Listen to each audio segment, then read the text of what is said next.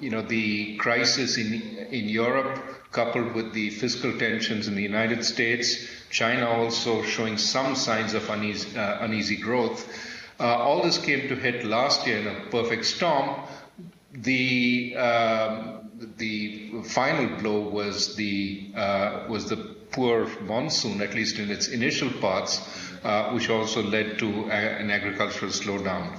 So we had all this hitting us over the course of the last year, and there clearly was a need to do something to get us out of this problem. I'll come to the actions that we took in just a moment.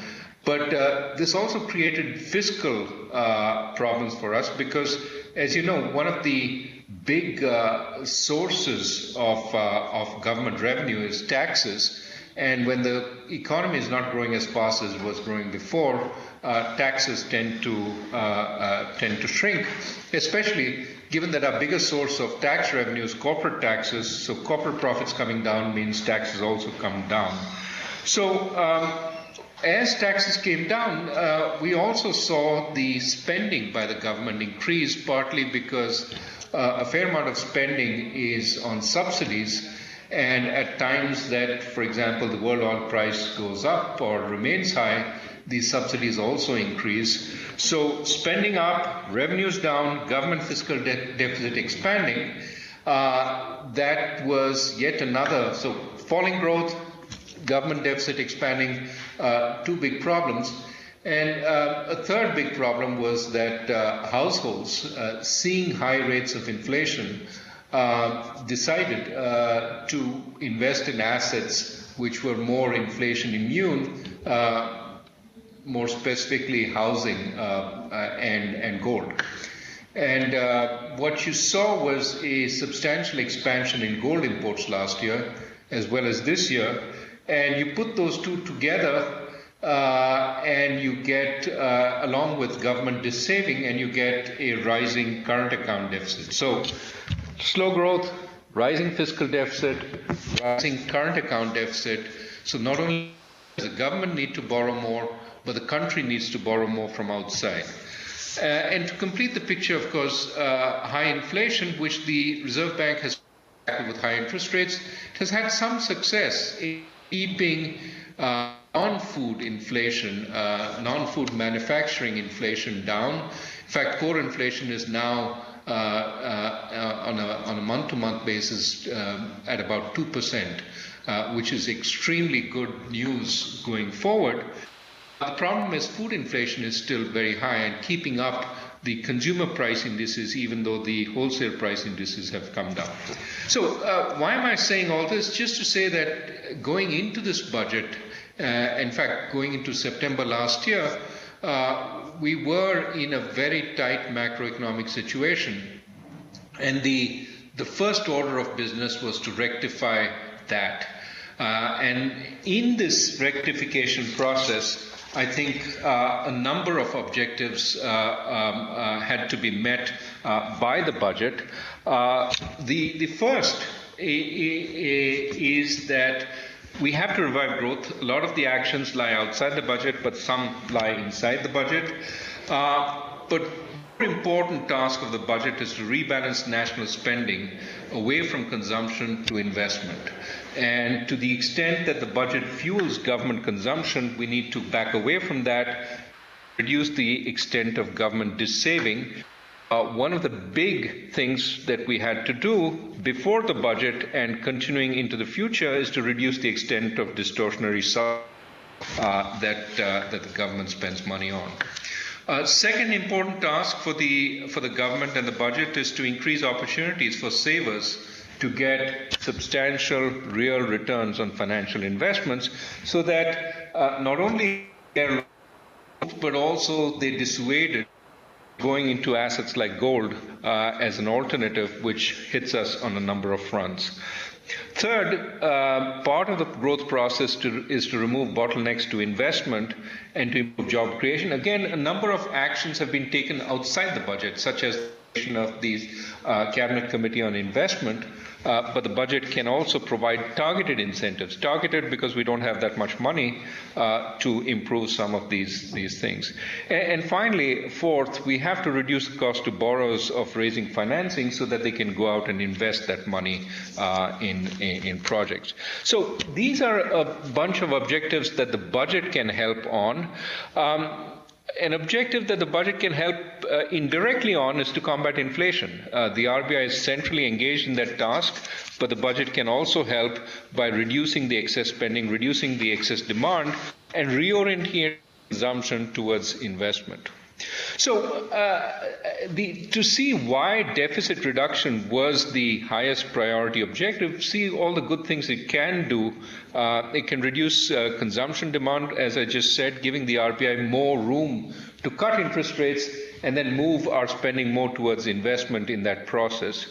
It increases national savings, thus indirectly helping reduce the current account deficit, which is really the difference between national investment and national savings. If we increase our national savings, we reduce the extent to which we rely on foreign investors.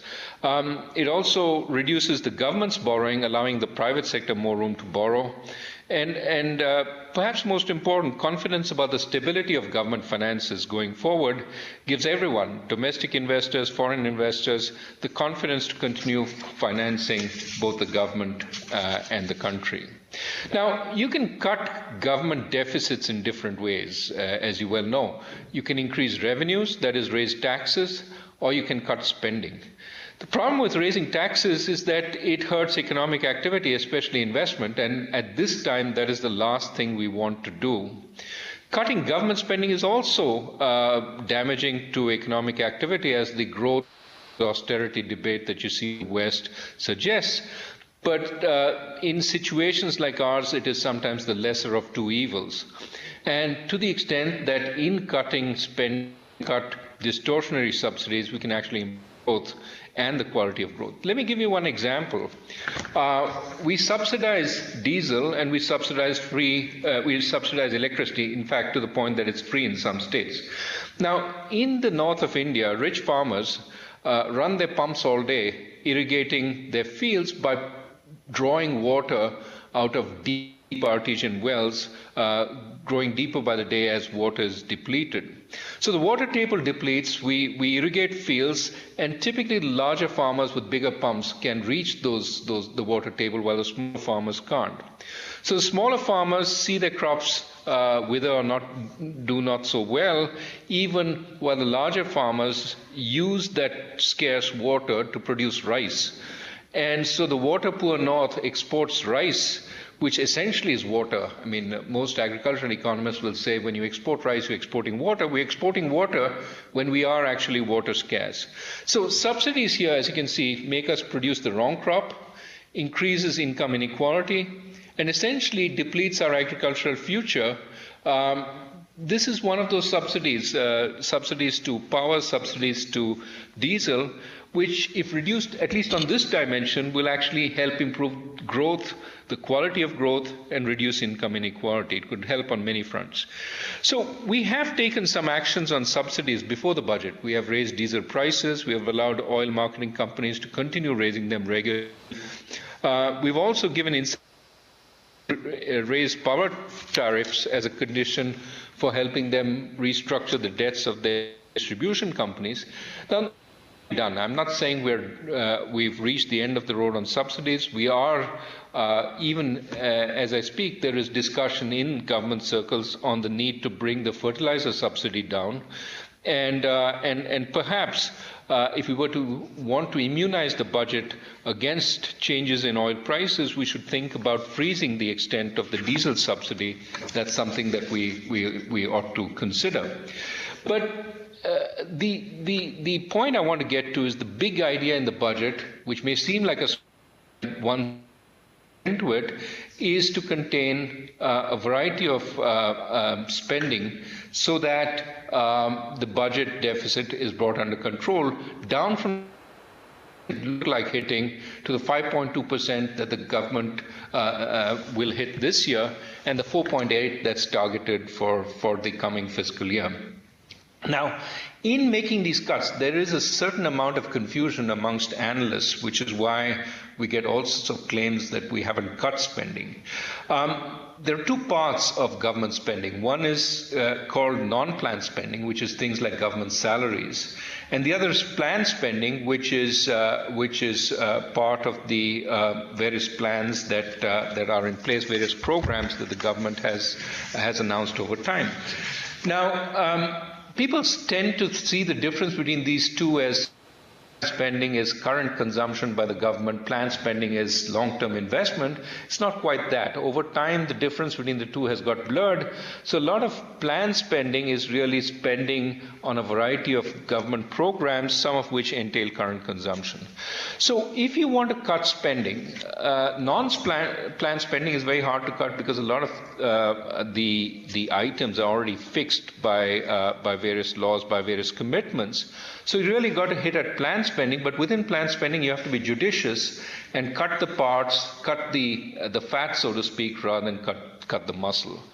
And in 2012, as soon as saw that we were in danger of exceeding the budget target significant amount, starting in August, September, started taking actions to start reining in spending.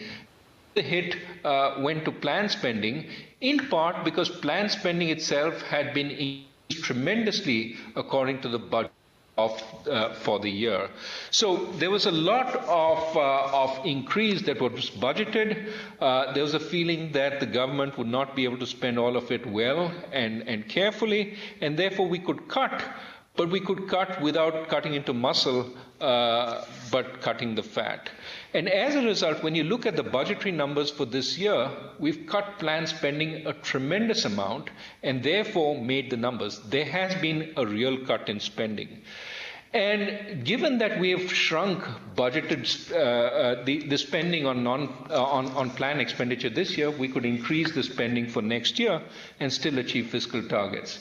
So when the analysts look at the numbers which reflect the increase, they say, oh, the government hasn't really cut spending.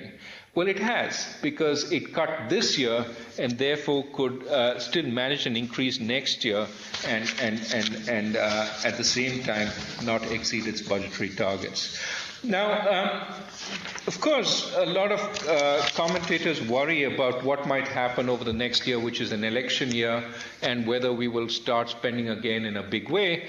It's hard for me to predict what will happen as a result of elections, but what I do want to emphasize is the finance minister has said repeatedly that he aims to hit the 4.8% deficit target without bells and whistles, that if we look like we are exceeding that target, there are measures that he can take and will take in order to meet it. So that's in some sense, that kind of statement should carry some credibility, especially given what he has done this year relative to where a lot of analysts did not believe that we would bring the budget in at below 5.3, and it's only in recent weeks that they have come to believe that it will be possible. I think they should have the same level of credibility for next year. The second big sort of concern in the budget is that we have increased taxes on people while we haven't cut spending. Again, I told you we have cut spending substantially, but as far as taxes go, the entire additional revenue raising this year is 0.2% of GDP, 0.2 percentage points of GDP, around 20,000 crores, which is really a minuscule portion of the budget. It has been, in a sense, blown up as, for example, this what is termed the tax on the super rich. First, this is a temporary tax. It's a small tax. The so-called rich, I don't want to call them the super rich, in this country are taxed at much lower rates than, for example, in any European country or even the United States. But the tax to be vindictive in any way. It was merely an attempt to raise revenues a little in a time of difficulty, and it is meant to be temporary, and hopefully it will be a temporary tax. The whole intent behind the budget was to stay with a framework which people have gotten used to, which is 3 slabs taxed at 10, 20, 30, and not change the fundamental structure of the taxation regime to create some credibility for that. Let me come finally to the first big idea in the budget was deficit containment, but there is a second big idea in the budget, which is rather than the government being the source of new additional activity, can we give nudges, enabling nudges, rather than forceful pushes, which require moderate amounts of money, but also can create, a much bigger wave because it energizes different forces, especially in the private sector. For example, we recognize we need more investment. It would be silly for the government to start now thinking about major investment plans. Those will take 5, 10 years. By the time we put them in place, the economy will be way back on track. What we need to do is nudge investment by the private sector forward, make them bring their plans forward and put stuff into the ground. And so we have an investment allowance which gives them credit, if they a tax credit effectively, if they put their investment around over the next couple of years. So that's one example. Another example is a lot of small and medium enterprises stay small, even many years after starting up. This is in contrast to other countries where small and medium enterprises grow and create jobs. Part of the problem is in India we have too disincentives to growth for small and medium enterprises. So what we're trying to do is create some incentive for them to grow out of all the benefits that they have. So one of the proposals in the budget is to continue allowing them to have benefits that they got when they were small for 3 years after they grow out of the category of being small. So by the time they turn around and say, we've spent 3 years a little bigger and gotten these benefits, they enjoy the benefits of being large. At that point, they don't want to turn back and become small again to enjoy some of the benefits of that they get being small. Finally, a big thrust in this budget is expanding access to financing so that the private sector can get the money, the public sector firms also, and do what they need to do. Access to financing is what we've been working on, access to domestic financing, access to foreign financing, number of measures in the budget trying to reduce the barriers for foreign investors to come into India, to bring their money in and to invest it. And this is an ongoing process. As the finance minister mentioned on Monday, we are going to continue working on this. Don't think the budget is the end of it. If you didn't see some of the improvements that some people have been asking for or looking for, all these issues are being considered and are is to make it easy in India over the coming years. So there was some unfortunate misapprehension about Mauritius and tax treaties and so on. I think the misapprehension has been cleared, but the broader point is India intends to be friendly to foreign investors and not change the rules of the game on them. Another final point before I get to I open up for questions is that we also, I said one of the reasons we haven't raised taxes in this period of difficulty is we want to keep the tax regime relatively stable. But also, I think one of the important messages we want to send is more Indians have to pay taxes. That is, we have to broaden the tax base rather than levy more and more taxes on those honest enough to pay them today. So 2 or 3 measures that will emerge. One, of course, is we are using the information we already have on taxpayers, on non-taxpayers and their purchases to tell them in a friendly way, look, you've just bought a really expensive car. Unless you have taxable income, it's hard to see how you could afford it. Why don't you look up your records and see if you owe some taxes? Those kinds of letters are being sent out. The idea is more broadly that we hope that we will improve the tax base. One big factor in doing this is the goods and services tax, which is an attempt to improve the taxation by clubbing a bunch of taxes together creating an all-India market, but also bringing more people into the tax net. It is something we're working on very hard, and hopefully, with the assent of the states, is something that can happen over the next year. But again, that requires the cooperation of the states, is something we need to do. So, to end, I mean, the big sort of attempts in the budget were, first, narrow the fiscal deficit, second, create targeted incentives to improve investment and also to increase the ease of financing. This is not to say India doesn't need big reforms. I mean, people were looking, if you want to look for big reforms, I can reel off 5 or 6 we need to do. We have 100 million tons of coal being imported every year, despite having some of the largest coal reserves in the year, in the world. Why is it that we are importing so much coal? We produce too much wheat and too few pulses. We have some of the most stringent labor laws in the world, even as we are one of the countries with the greatest fraction of unprotected workers. And we do, as China is giving up on some industries, or some industries are departing China because it's too expensive, we need to attract more of them into India rather than see them go elsewhere.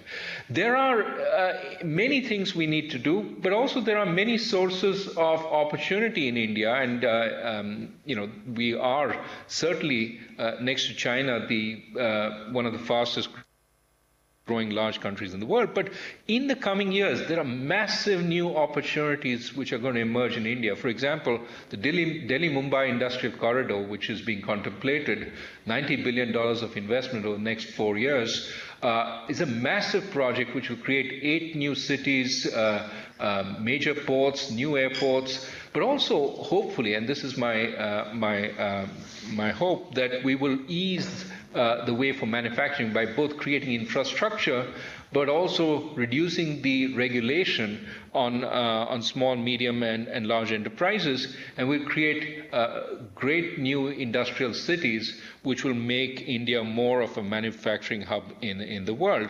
So India has problems, but what I want you to understand is we understand what those problems are, and within the constraints, we are doing our best to alleviate them. They won't happen.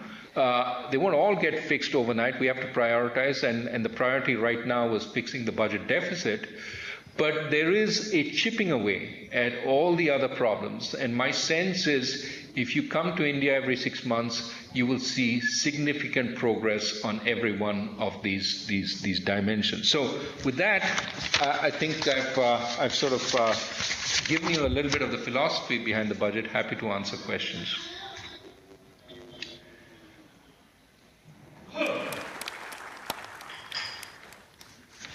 Thank you, Dr. Raghuram. We have about 300 very interested individuals. We enjoyed your quick summary. And there are 4 of us on the panel. I'm an academic, faculty member at the Singapore Management University. We have Mr. P.K. Basu, who's from Maybank. And we have Abhijit Ghosh and Indranil Chaudhary from PricewaterhouseCoopers. So we're probably overrepresented on the tax side at this end. And so what we would like to do is start out with 1 or 2 questions from the panel, and then we'll turn it over to the floor. Dr. Rajan, if I may just ask one fundamental question, which was also raised in today's gathering. The investment allowance scheme which has been proposed, it's a right scheme in the right direction, but why it is for a short period of time? Should it not have been extended for a longer tenure of 5 or maybe more years? Very good question. This is one of those situations where we would like to kickstart investment sooner rather than later. A lot of corporations are sitting on cash, have investment plans, but are waiting to see whether others will invest, whether demand is picking up, and so on. We also have a lot of public sector enterprises which are sitting on cash.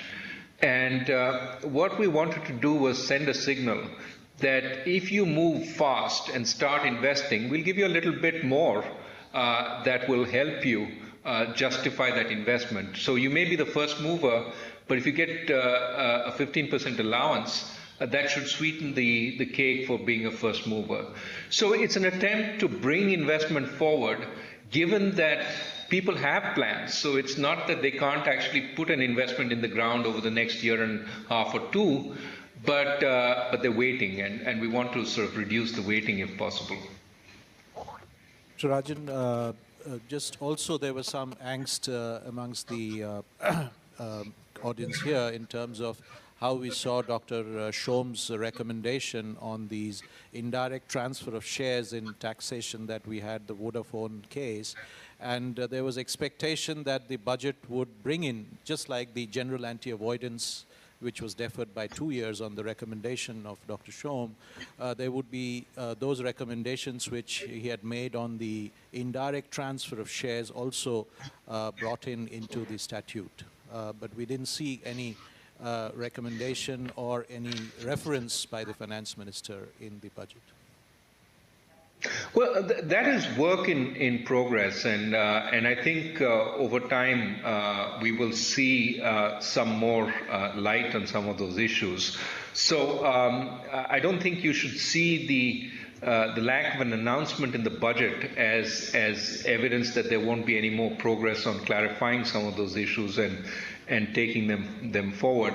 I think for example, we will have to work very hard on the direct tax code post-budget, and the intent is to come out with something far more, there've been a bunch of versions of the direct tax code. The finance minister wants to sit down and look at it once again, but come up with a version that fulfills the intent of what he had in mind when he first started off with the direct tax code. That's over the next month and a half post, maybe in between budget sessions or maybe post-budget session. But as far as Vodafone itself goes, I think the intent is to resolve that issue. The government has expressed an intent, Vodafone has expressed an intent. Now the issue is whether they go into conciliation and whether that is resolved on that basis. Again, both parties are talking to each other.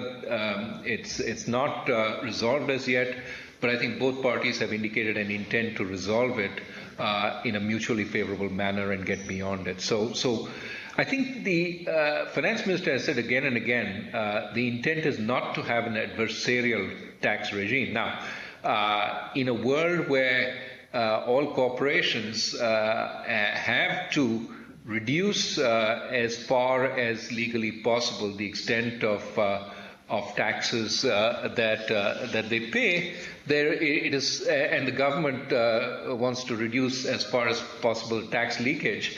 There is obviously going to be some areas of friction, but the idea is to try and make the system as transparent as possible.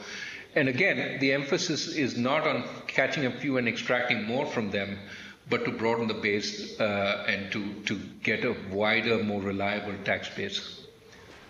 Dr. Rajan, 3 questions with regard to spending and subsidies. First is the food security bill. The provision in the budget is only 10,000 crore rupees or 100 billion rupees. That appears really low.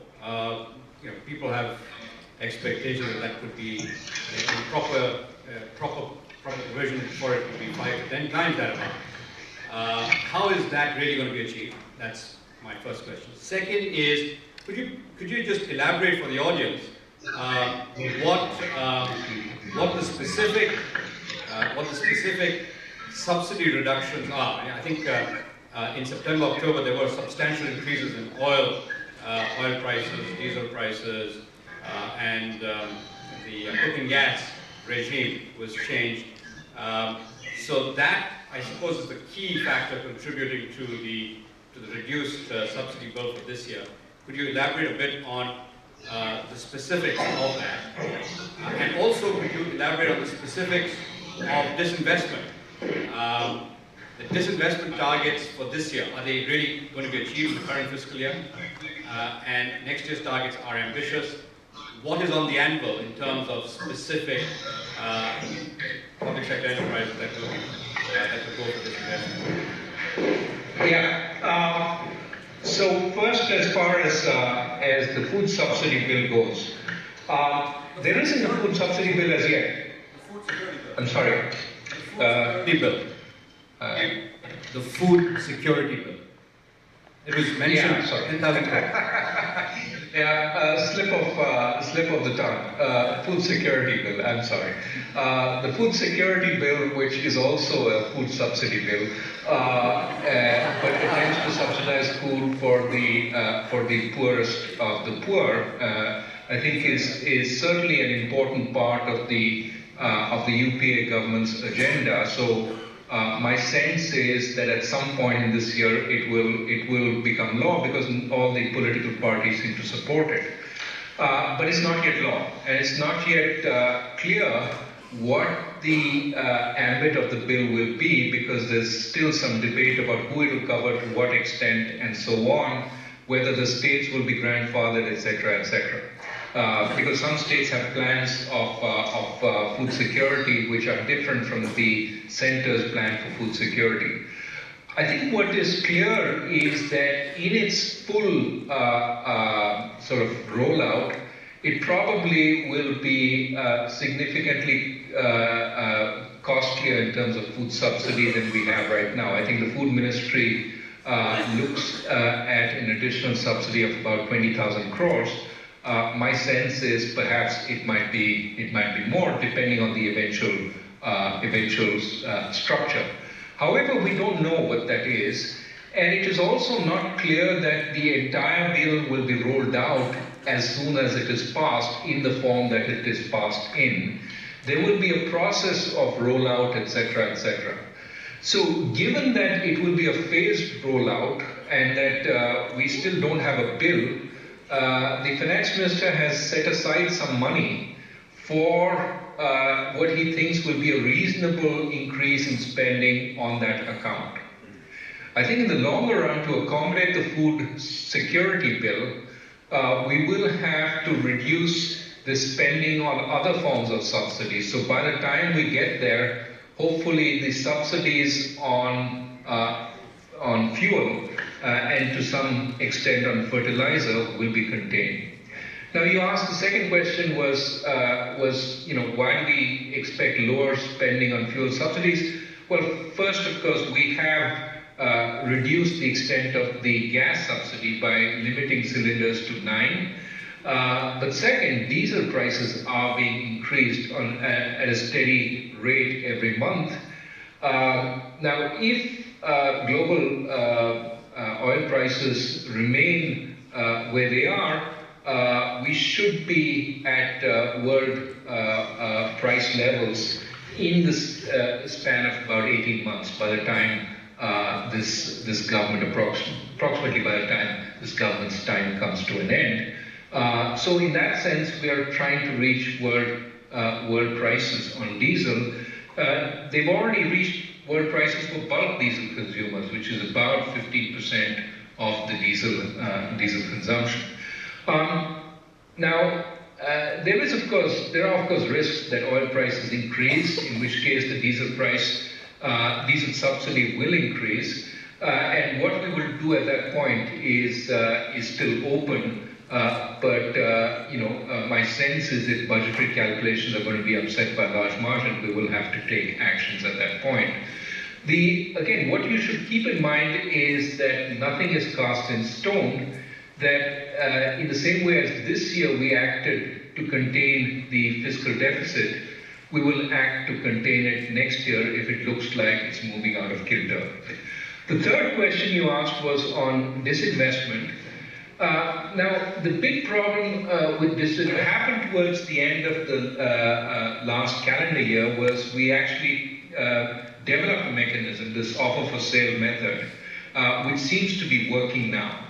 And now that that is working, the idea is that we can unload the shares that we need to without a problem on a regular basis, unless the stock market takes a deep dive, at which point there may be some worries about whether we are unloading at too low a price. But thus far, I think the mechanism works. We have every intent of achieving that disinvestment target. It's partly going to be achieved by selling public sector units on the market, but also some government shares in private firms will also be sold, and there's plenty of both. So it's not a problem of supply, it's really a question of doing what we've already succeeded in doing on a regular basis. So I am much less skeptical about the disinvestment target.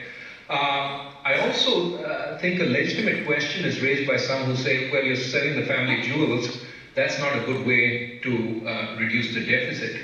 Well, yes and no.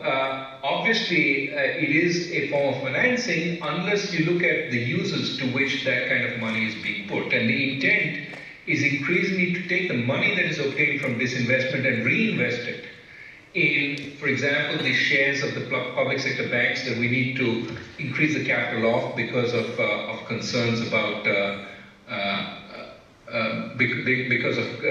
concerns about Basel III. We need to meet those targets, so we need to increase public sector investment in public sector firms, also increase investment in railways.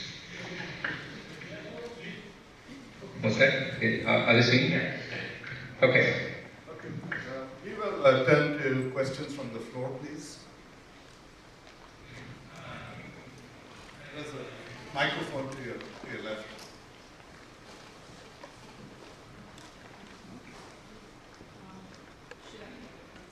Should I go first? Hi, I'm Pallavi from ILFS. So we're having a long debate about discussion on the food subsidiary bill. Also to understand what are the SOPs or incentives that you may want to look at providing to the private sector to build out the logistics network, because a lot of our crops rot in the fields every year. I am not too aware of the private sector SOPs that have been given, so that the private sector can at least get into the picture and develop a supply chain network to help on at least the supply side. Is there any thought on that part of the problem? Good question. As I said, we don't have, and I thank the panelists for correcting me, we don't have a food security bill as yet. So the steps are, first we get a food security bill and understand what it aims to do, who it's going to cover, etc. Next, we have to develop that list of beneficiaries, get a sense of who they might be, and work that out. Third, we've got to see the system of delivery. Is it primarily through the public distribution system? How much do we involve the private sector? And of course, with all this talk of direct benefits transfer, trying to transfer subsidy benefits directly to the individual, is there a way that we can find to transfer the food subsidy over time directly to the consumer, and therefore improve the quality of that subsidy transfer, reduce leakages and so on. Again, which would imply more private sector involvement. The point here is that this idea needs to be, the whole food security idea has to be fleshed out. And it is still early days, which is why I'm saying we've set aside some money for it, but depending on how it's rolled out, when it's rolled out, the form it's rolled out, all the things that you're saying could well be considered. Thank you for that response, sir. One more point I wanted to raise here was your point about tax rates in India being not as high as in the Western countries is well received. However, sir, just to bring to your notice, while we are paying 33% tax in Western countries, Germany, etc., pay 40-60% tax, they don't have to worry about their medical or insurance being taken care of once they retire, which most of India and the private sector needs to look at when we are saving today. So while your point is totally taken, we're not there yet as far as tax or the high tax rates are concerned, but the benefits coming back to us also need to be looked at in line with what we are paying. So it's just my humble submission to you on that point. I think the point is a good one, but since I don't know the details of the German system, let me just talk about the US system. The US system, the marginal tax rate for the top taxpayer now is 39.6%, on top of which they pay state taxes, which can vary anywhere from 3 to 10%. Some states have zero, but very few states, so 3 to 10% more taxes. On top of that, they have to pay Medicare, which is, depending on whether you're self-employed or not, can be as much as 3.1% of your salary. And then you have to pay Social Security. So the welfare, medical welfare and the pensions that you were talking about, the state does demand a premium over and above your taxes to account for that in the US. Now, I don't know what other countries look like, but at the end of it, when I finish paying all that in the US, I'm being taxed at close to 50%. So the 33% should be compared not to 39, but to 50 at that point for all the other benefits. But I think the point really is not to say that we should be comparing with industrial countries. Of course, we could compare with Singapore or with Hong Kong, where tax rates are lower. So the point, more important point, is to say that 10, 20, 30 seems to be a middle ground, which is reasonable, and we don't want to get away too far from that. Yes, sir.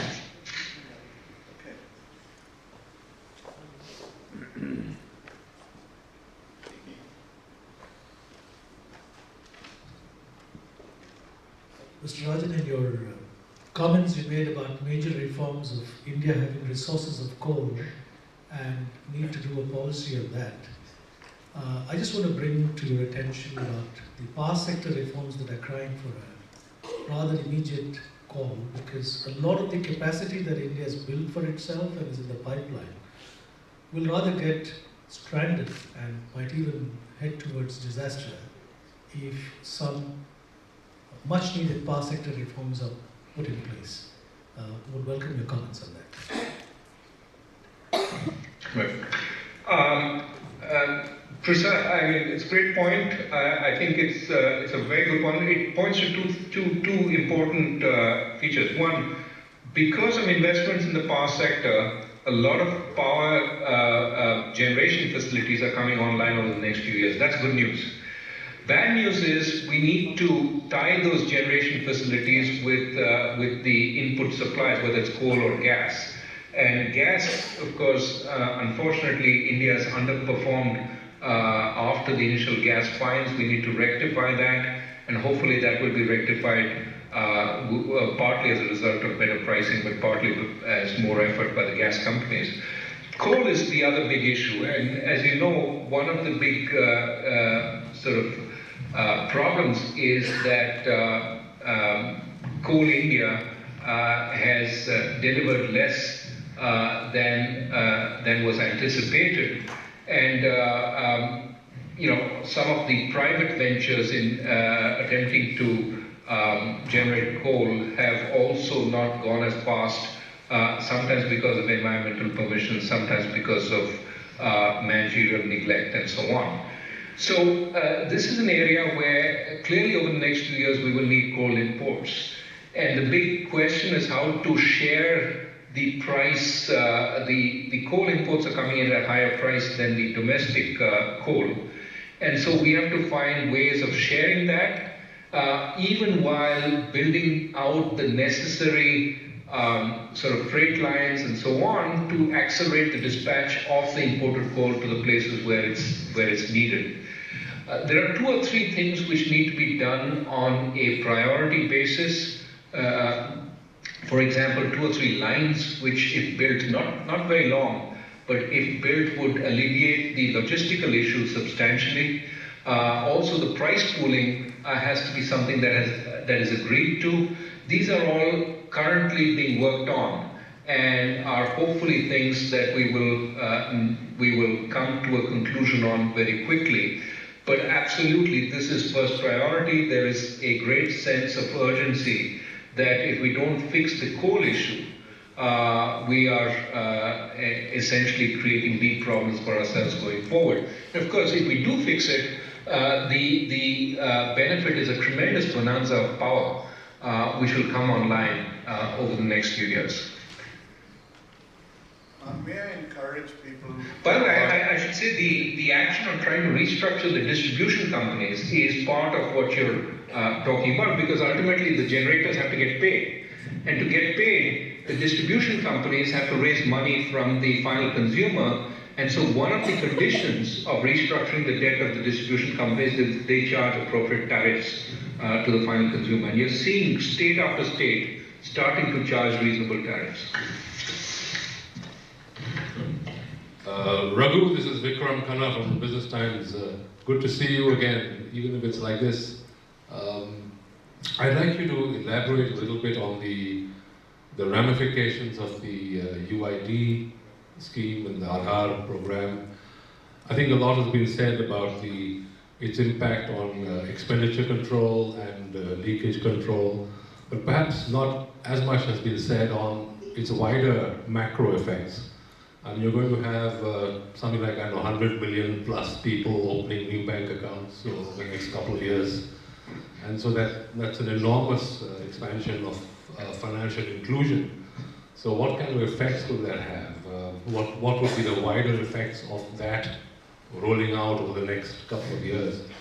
And while you're at it, could you also tell us about some of the problems that might be encountered in the implementation of a sort of very ambitious scheme like this? Thanks.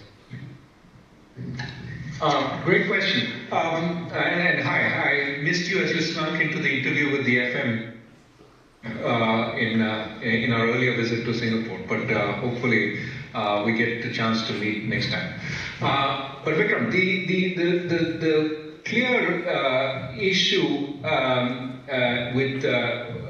is first one of logistics, getting the logistics right on the direct benefit transfer scheme, and that requires marrying three different lists together. There is a unique ID which is being rolled out to the whole of India, so that's one. The second is for each scheme that the government has as a beneficiary list. Now for schemes like scholarships, it's pretty clear who the beneficiary is. But for schemes like the food security bill, it's much less clear who the really deserving, quote-unquote, deserving poor are. And a whole new method of identification has to be determined if we're going to do that well. So the second thing we need is a beneficiary list. Third thing we need is a bank account for each beneficiary. And all these three lists have to be linked together. So the key in doing the logistics right is getting these three lists, getting them cleaned up, getting them accurate, and then everything is a breeze, because you can just tell the bank, these are the beneficiaries I wanted to. Here's the Aadhaar ID, immediately it's up to the bank account, right? So I think the current pilot projects are an attempt to find out what's working, what's not working before we roll it out all over India for the schemes that are easiest to manage. And I'm glad that we're doing it this way. Pilot projects are really what we need to do in order to figure out the difficulties. And obviously, for a while, we should expect, and in fact, we should welcome journalists, activists going and finding out that, X% of the people haven't got it, it's still problematic, etc., etc. So we work out the problems and before we roll it out all India. So this is clearly something important. What is less noticed, but I think equally important, is the political parties now see some mileage in this, which is important, because without political support, these kinds of schemes would die very quickly, especially given there are strong vested interests who benefit from the leakage and would oppose it. To the extent that now a variety of political parties, certainly under the UPA umbrella, see this as something beneficial, I think the political support will help roll it out. Now, in terms of the benefit longer term, I would think that one of the most important benefits is that instead of subsidizing a commodity which distorts its price, creates overuse, and so on, you are effectively giving people purchasing power.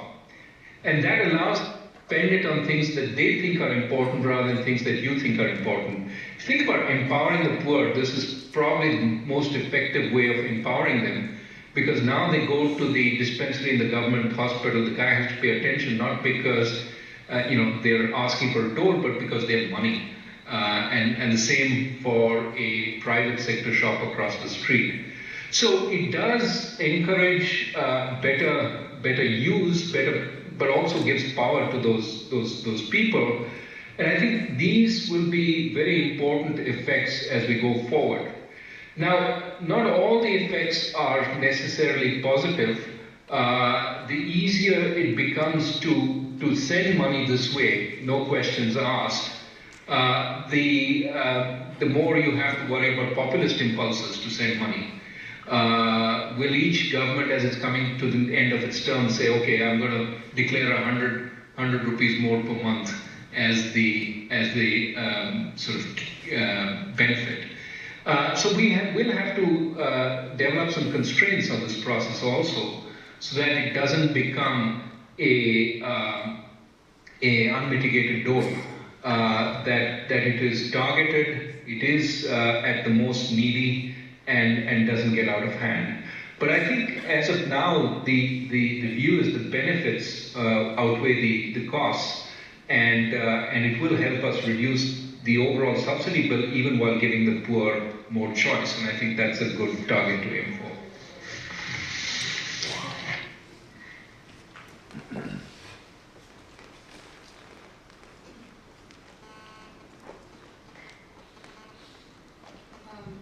My name is Supriya Sen. I worked at the World Bank in India some years ago before I moved to the private sector.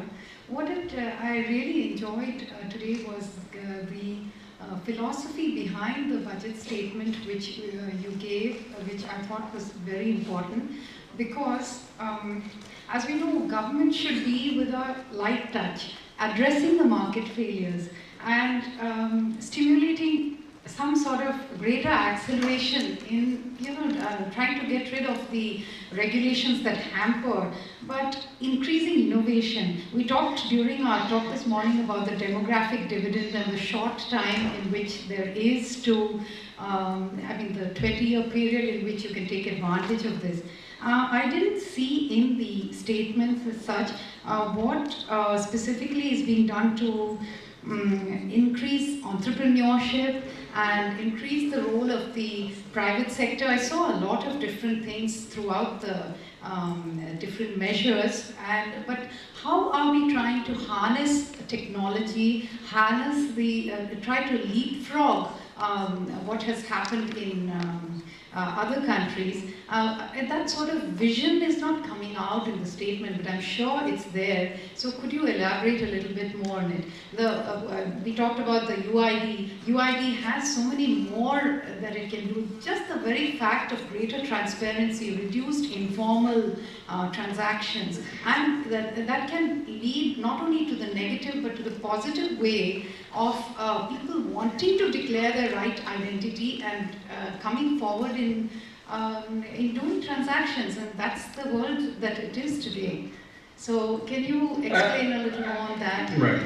Absolutely. Actually, if you look at the microfinance movement, as you know, it was hit a little bit by, or significantly by the Andhra Pradesh problems. And I won't go into the details for those who don't know, but it's just that there was a setback to the microfinance movement, but a good setback in some ways, because it forced the movement to reconsider what was happening and recognize that some of the competition in lending between various microfinance institutions was leading to greater indebtedness amongst the borrowers, some of whom were getting loans from 3-4 different microfinance institutions without any one of them knowing what was going on. What is interesting is they tell me now that as a result of the changes, they now have credit registries in microfinance which collect data. Each one of them reports to the credit registries whom they're lending to. So now there is data in the credit registry about individuals and how much they borrowed. But more interesting, to your point, that as the credit registries know more, the microfinance institutions tell these people, you're borrowing, but you should have an incentive to build up a reputation for repaying, because the credit registry will contain data on your repayment habits also. And if you default, you will lose the valuable collateral of a good name.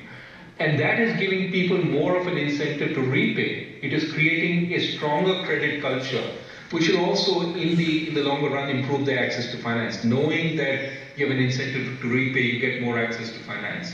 So I think there are lots of good things which are coming from the sharing of credit information, which has come about as a result of regulatory changes, but also behavior within the microfinance industry using information.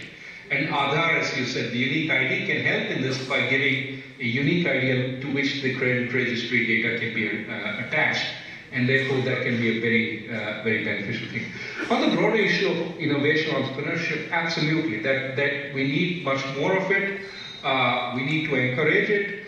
And there are some initiatives in this budget, again small ones, but which indicate the thrust of the thinking of the government. For example, venture capital funds and angel investors now get a tax, tax pass-through.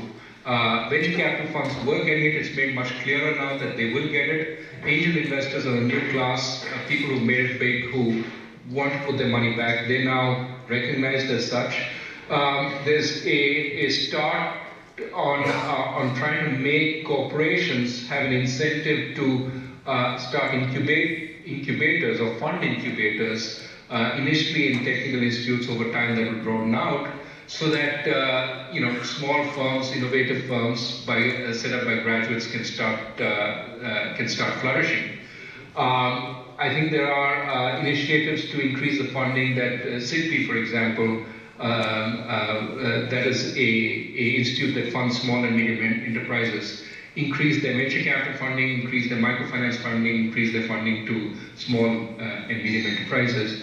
And finally, the thrust on micro enterprises, micro medium, giving them more of an incentive to grow, so that they create all those ideas and jobs. And small and medium tend to think more out of the box sometimes, and we need to give them more incentives. But I think if you read chapter 2 in the economic survey, it's all about the demographic dividend and how can you take advantage of it.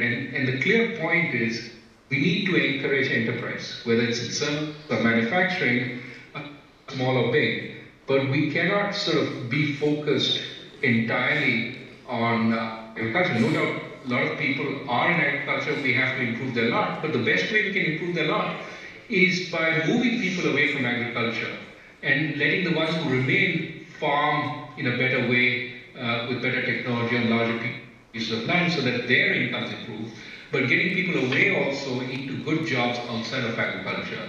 And that has to be our medium-term strategy, where the government can't do it. Government can't start small and medium enterprises, but it can facilitate that process.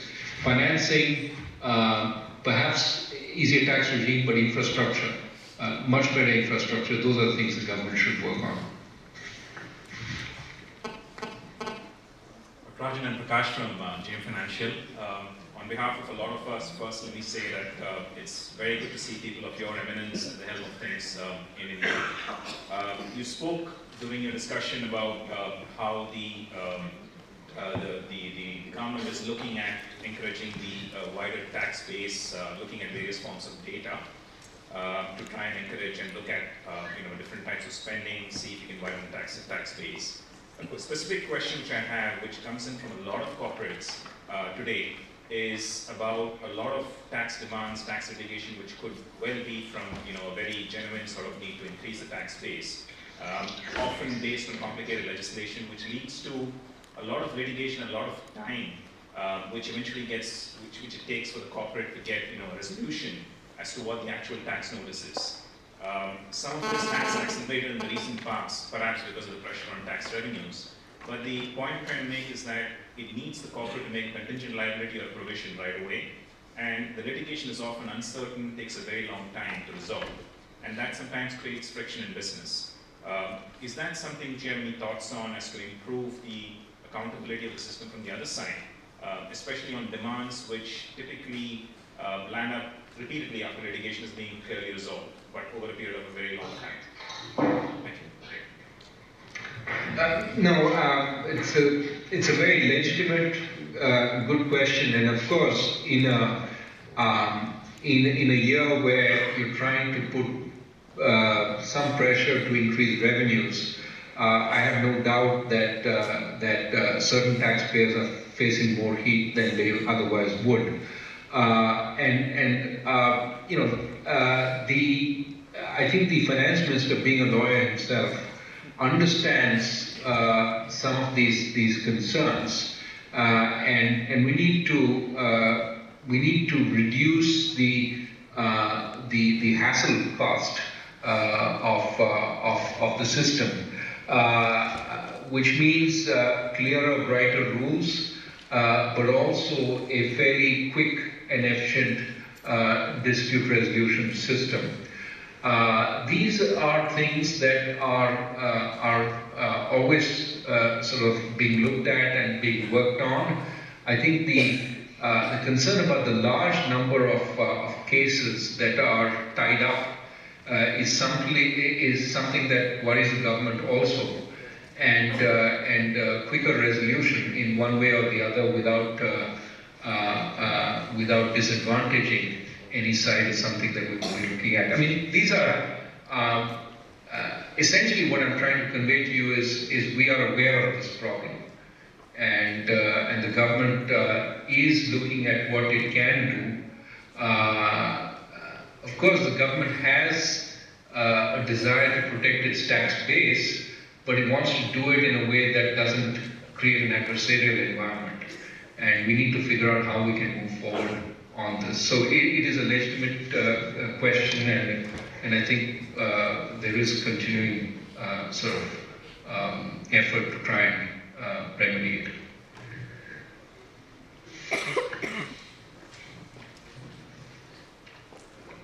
Amit Bhatia from GMO. India spends about 2.5% of its GDP on defense, and a percentage of taxes, I guess it's about 20 to 25%. Government's efforts to localize it in some sense has failed, especially from the public sector units. Why is that not open to the private sector? And my view is that even if 20 to 25% of the defense expenditure gets done by the private sector, not only it reduces your import bill significantly, but gives a huge fillip to domestic consumption and a boost to manufacturing when the country needs the most. I mean, is this a holy cow that it's very difficult to target? Thank you.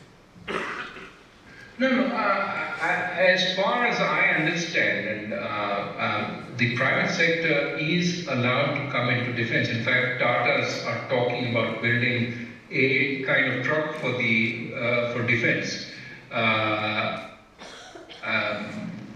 Project which, at least at the numbers the papers seem to quote, is 10,000 crores.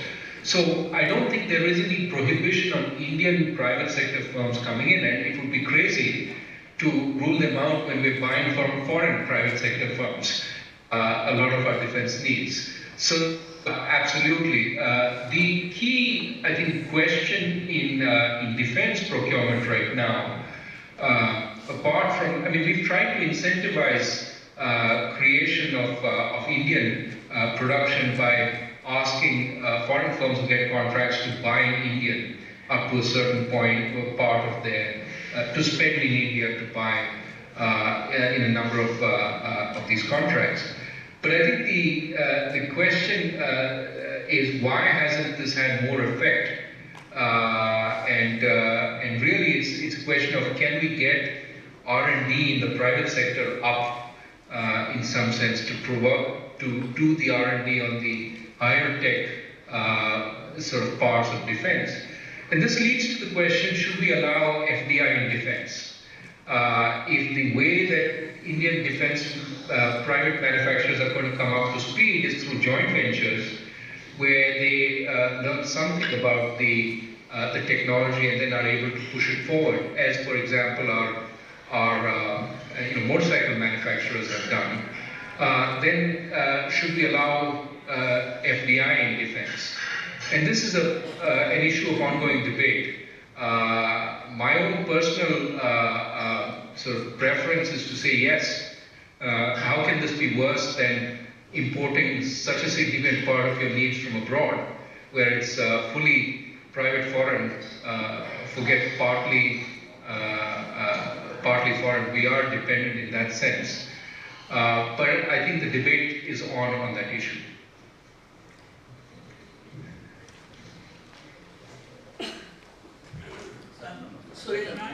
So, just to continue on that point, there's an article today in Times of India too about how China has been able to localize defense expenditure significantly. So there is no way, I mean, it can be done, it's a question of willingness.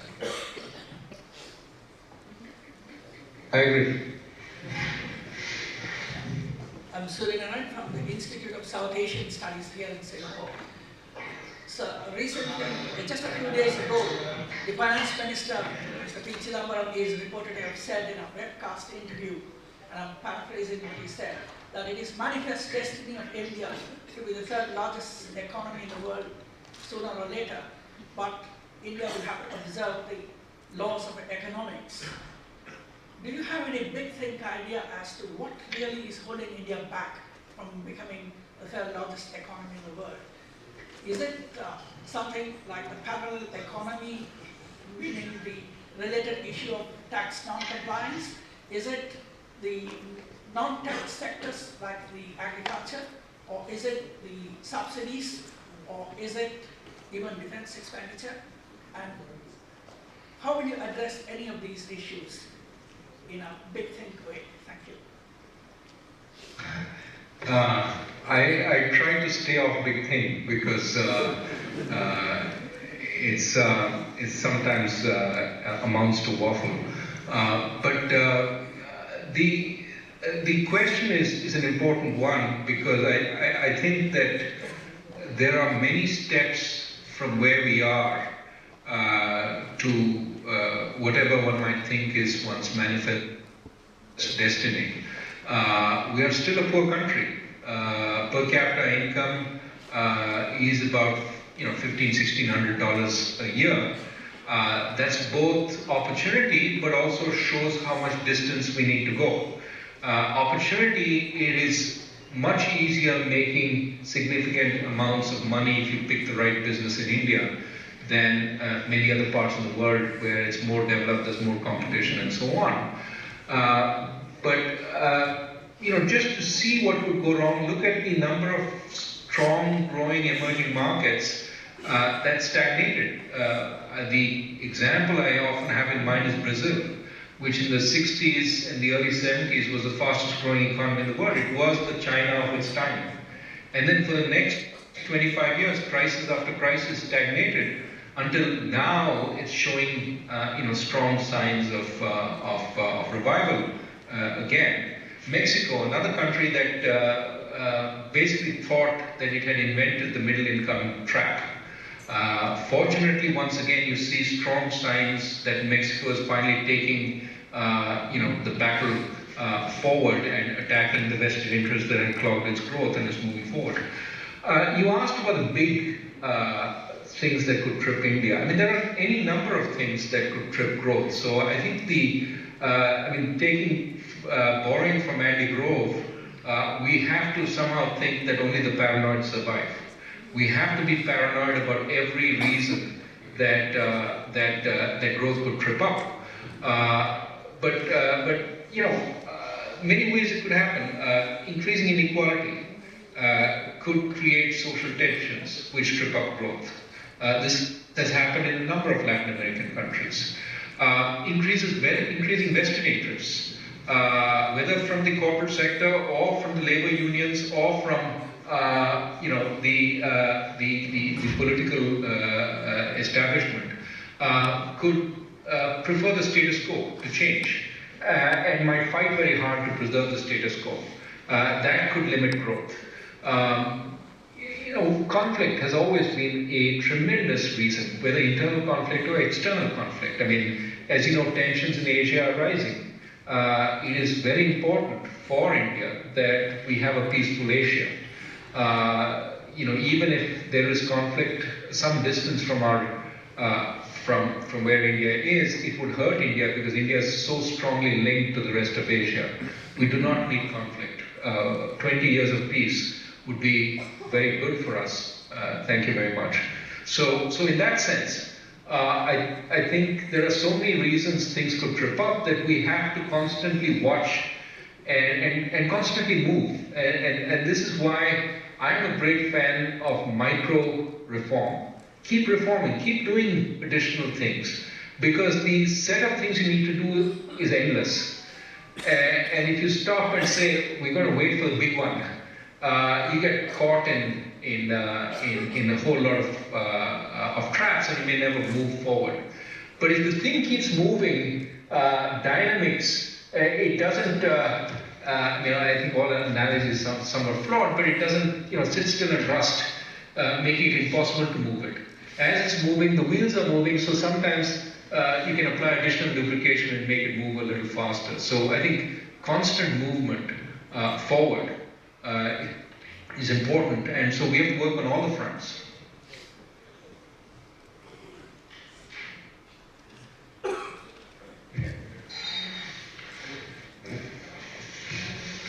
Maybe one more question? Dr. Rajan, I think the key for the budget has also been to achieve objective of inclusive development. But throughout the budget and the discussion, in the light of what happened last December and in the light of the status of women being actually coming out in the forefront, there is a whole lot of work to be done. And I did not hear anything that could really impact that status for women in India. Is there a focus by the government to implement policies, or say whether it is via tax benefits on property, or by even conducting a gender audit on the way the budget is presented? Is there some kind of a focus? And do you think that the 1,000 crore input of on the women's only bank is enough? Thank you. First, of course, India, as you point out, the December incident was tragic, was shameful, but in some ways it sort of epitomizes a larger problem with the status of women in India that we need to work very hard on. And I think there is a widespread consensus that more needs to be done. Of course, once we say that, we get into debates about what the right way of doing it is. The budget has proposed at least two measures. And of course, outside the budget, there are a number of laws being contemplated by Parliament, including laws that would penalize rape more severely and bring a variety of acts,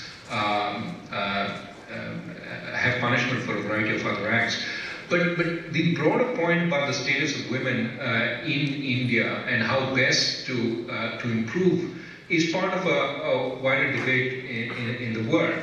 Now, before saying that, India has a lot of issues that need to be tackled, but at the same time, there are some places where, India treats its women on par with men. Just to list a few, if you look at the Speaker of the House, she's a woman, the President has been a woman, the Leader of the Opposition is a woman, the Leader of the main party, UPA, is a woman,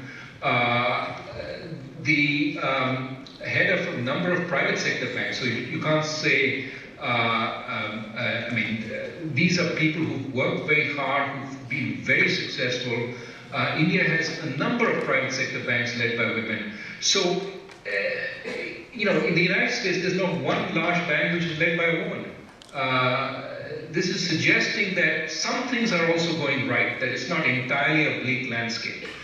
That said, I think the point is important to note that by and large, the status of women needs to be worked on very hard, and the budget proposes the Women's Bank, as you point out, as well as the Nirbhay Fund, which at this point, what it will do is unclear, but it is a down payment on the steps the government will take, saying that there is funding available for those steps. And these amounts that are set aside should be seen as down payments rather than the final point. Now, Let me, before I go further, say that even in India, amongst women, there is a debate about whether this is necessarily the best way to go, and we have to work our way through this to find out how we move forward. Certainly a number of women have said, yes, we are discriminated against as far as lending goes. It would be good to have a bank focus on our needs that will improve our access to finance. That's one set of women, but occasionally in these TV debates, you also hear another set of women saying, once you set us aside, set us apart, you're essentially making it okay for the others, the other banks, to discriminate, saying there's a women's bank which will take care of you. What you need to do is make it equal across the whole gamut. So these are issues that will have to be debated as we go forward. I think what the government has said is, here are certain important gestures to show that we care and that we are going to provide money where it is needed, but it is not the end of the dialogue, it's the beginning of the dialogue. We need to talk about this on a variety of fronts and keep looking at our performance and see, have we become more fair to women in society, making it easier for women to achieve their, whatever they want to do in this society. So that's a process rather than a one-off in a budget. Dr. Rajan, on behalf of all of us in Singapore here, I'd like to thank you for the care you took in laying out the framework behind the budget.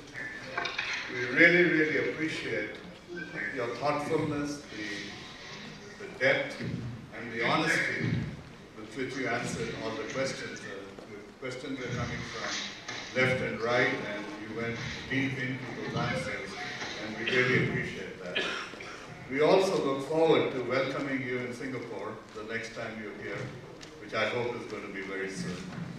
So thank you so much for taking the time.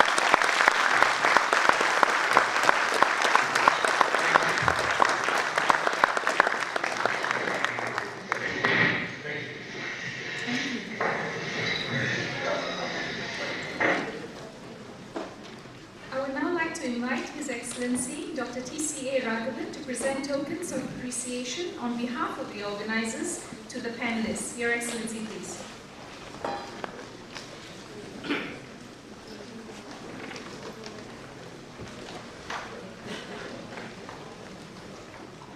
First, we have Mr. Indrajit Chaudhary.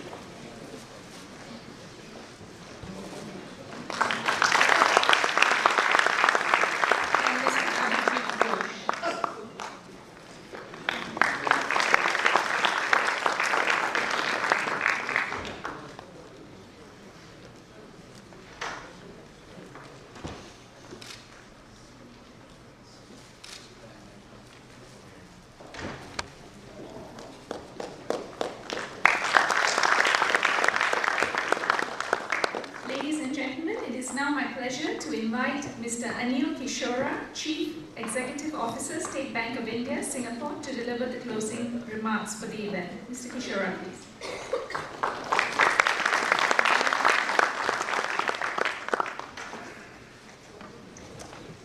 His Excellency Dr. Raghuram, Professor Srivastava, dignitaries, guests, ladies and gentlemen. We come close to the end of today's seminar on the Indian budget. It's my privilege to have been asked to offer closing remarks. First of all, Professor Srivastava, in his introductory remarks, did part of my job. He mentioned, did some marketing for SBI, so I skipped that part. And the Indian High Commission has been organizing seminars on the Indian budget for many years now. But I believe this is the first time that we could listen to and interact with the Chief Economic Advisor to Government of India. His virtual presence through the video link gave the seminar insights from, if I can say, the horse's mouth. I would like to thank, on behalf of all of us here, the High Commission for making this possible. Dr. Raghuram Rajan, as you might recall, was one of the few economists who predicted what we call the GFC, the Great Financial Crisis of 2008, before it hit us. During the course of his presentation, as also by way of his responses to various questions from the floor and from the eminent panelists, he gave us the philosophy behind the budget, the context, the constraints, and what could trip growth going forward. So we have a much better understanding of the budget.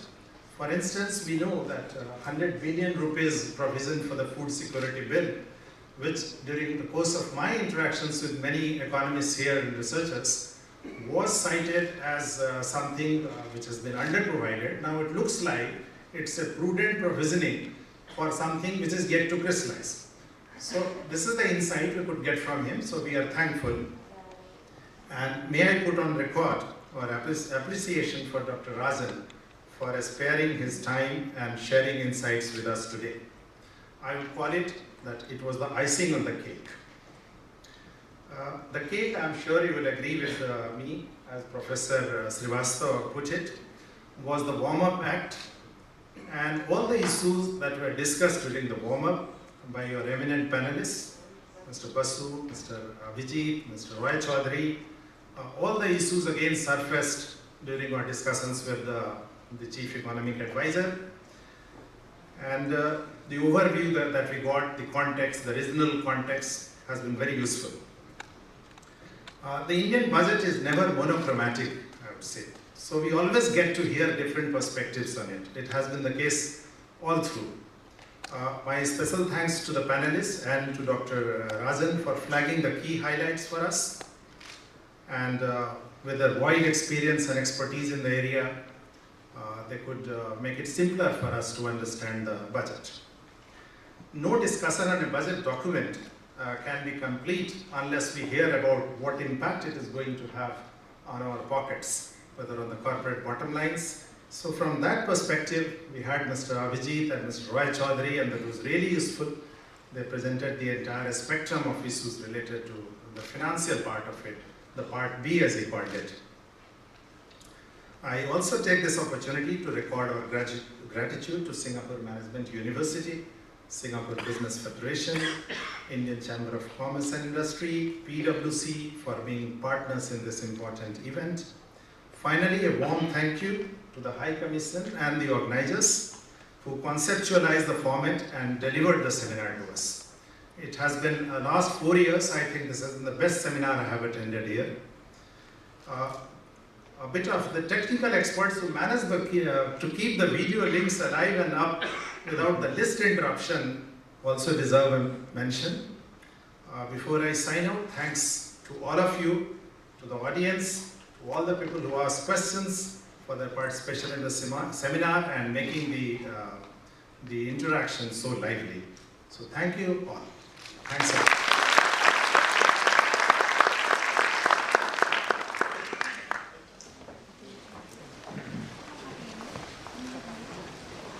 Thank you, Mr. Kishore. Ladies and gentlemen, we have come to the end of the seminar.